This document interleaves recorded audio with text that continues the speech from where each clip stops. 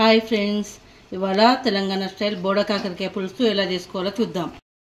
తాలింపు గింజలు,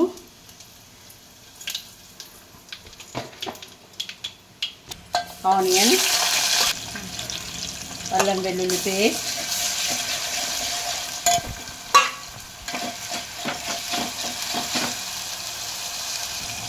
పసుపు,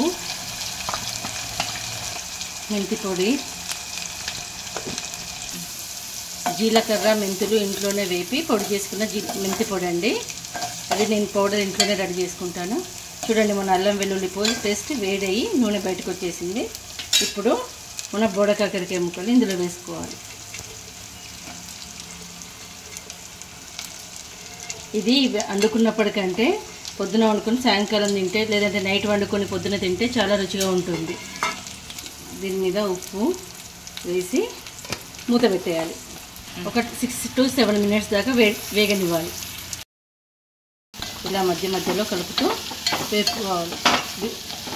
కాకరకాయ ముక్కల్ని వేసుకోవాలి.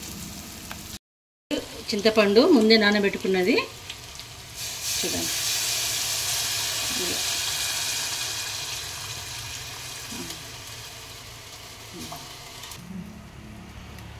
కారం, ఇందులో కొంచెం కారం ఎక్కువనే పడుతుందండి, ఎందుకంటే పులుపు కదా, కారం ఎక్కువనే పడుతుంది.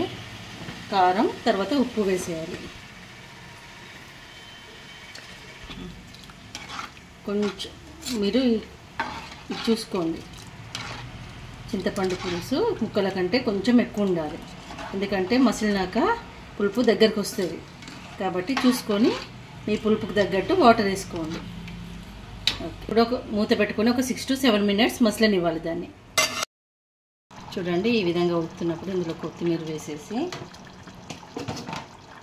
వేసి బంద్ చేయడం. ధనియా పౌడర్ వేసేసి బంద్ చేయడమే. చూడండి, చిక్కగా వచ్చేసింది మన పులుసు. వేడి వేడి బోడ కాకరకాయ కూర ఈ విధంగా చేసుకొని మీరు కూడా ట్రై చేసి చూడండి. నా వీడియో నచ్చితే నాకు లైక్, షేర్ అండ్ సబ్స్క్రైబ్ చేసి ఎలా ఉందో కామెంట్ బాక్స్లో చెప్పండి.